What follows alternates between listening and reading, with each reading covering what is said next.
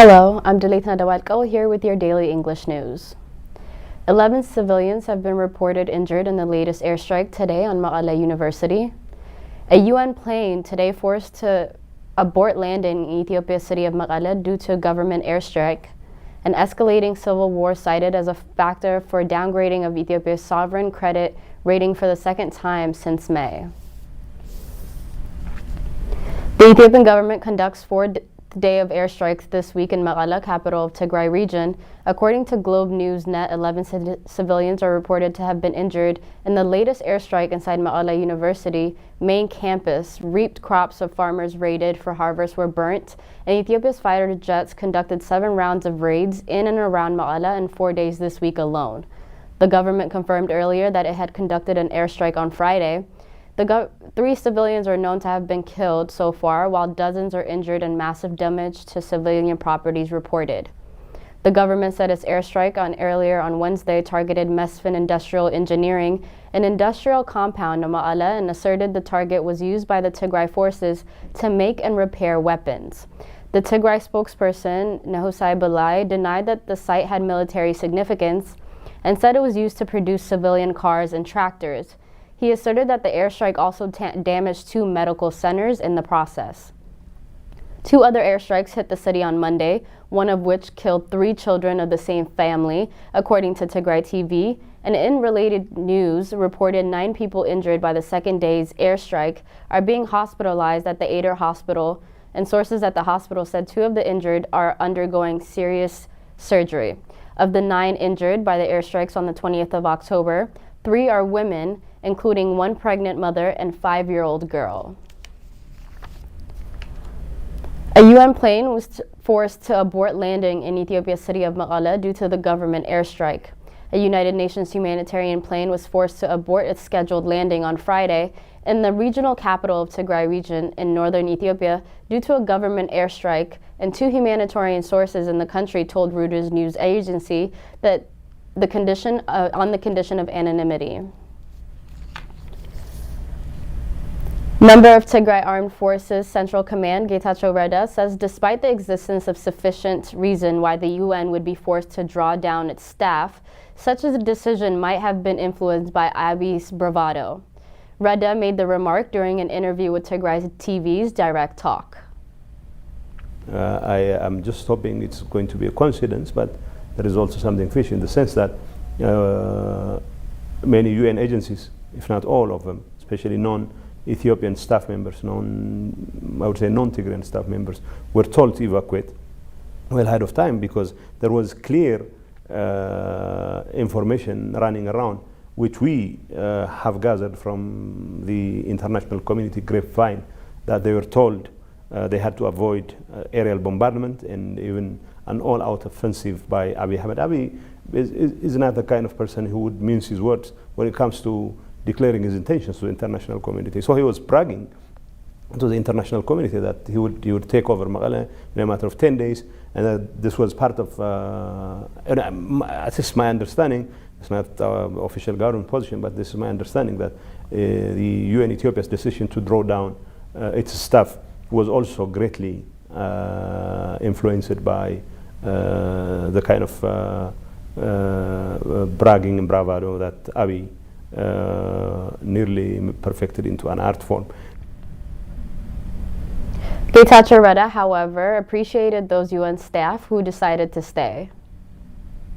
The fact that a significant number of UN expatriate staff have decided to stay behind, courageously decided to stay behind, simply means that Abiy couldn't get away with his crimes. Maybe he was hoping that the departure of UN staff, especially expatriate staff, would mean there would be little in the way of corroboration of its crimes, because Abiy thinks by imposing an all-out blockade on the people of Tigray, including communications and media blockade, he could hoodwink the international community into believing that this was indeed a military target. He added that the basic minimum for any negotiation as far as Tigray is concerned is the direct and unconditional lifting of the siege on the people of Tigray. Ethiopia says the conflict in the north is an internal matter and vows to fend off what he labeled as external pressure. Ethiopia announced this yesterday through its Ministry of Foreign Affairs spokesperson, Dina Mufti, and the spokesperson said the country is working to solve internal problems with an Ethiopian-led process under the auspices of the AU. When asked whether or not the armed conflict in Ethiopia would be an agenda item on the 39th AUC Ordinary Session, he replied that it was not an agenda, adding, African leaders encouraged Ethiopia to resolve its internal matter by itself. Regarding the international pressure Ethiopia is facing, especially from the United States and the European Union, the spokesperson said the countries are working for their own interests and that his government will handle the current war with its legal framework. We asked them to not interfere with our internal problems, he said. Addressing the recent Egypt-Sudan joint military training, he said any country is free to train and exercise with any other country, and added that Ethiopia will only respond if the training is intended to infringe on its sovereignty. U.S. condemns escalation of violence in Ethiopia's Tigray region, and the United States government has cautioned Ethiopia's warring parties after violence escalated this week with the aerial strikes in Mekelle, the capital city of Tigray region. Washington, which has threatened sanctions on peace soldiers and spoilers, said through its State Department spokesperson Ned Price that the parties must lay down arms and choose dialogue instead. A hospital official told AFP that Wednesday's strike in Mekelle injured at least 8 people, including a pregnant woman. In a related development, Representative Brad Sherman of California has called on the U.S. to airdrop aid to Tigray, and the U.S. congressman also called on the government to use Navy to interrupt Eritrea's commerce as long as Eritrea's block humanitarian aid to the people of Tigray. Moody's Investors Services added Ethiopia's sovereign credit rating for a second time since May, citing a delay in the nation's planned debt restricting and escalating civil war. A creditor committee decision on what debt treatment to apply likely to take some time, during which period Ethiopia has no access to official and market-based external funding. The company lowered the rating on one level to a CAA2 and said in a statement on Wednesday Moody's in March placed the country on review for downgrade before cutting the rate to 2 months later. The outlook is negative. The yield on Ethiopia's $1 billion of euro bonds climbed 5 basis points to a record of 13.83%. The rate on the debt has been more than doubled since the November of 2020 when conflict erupted in Ethiopia's distant Tigray region. A creditor committee to discuss Ethiopia's debt restructuring was formed in September, and 8 months after the government announced plans to reorganize its liabilities under the Group of 20 relief program.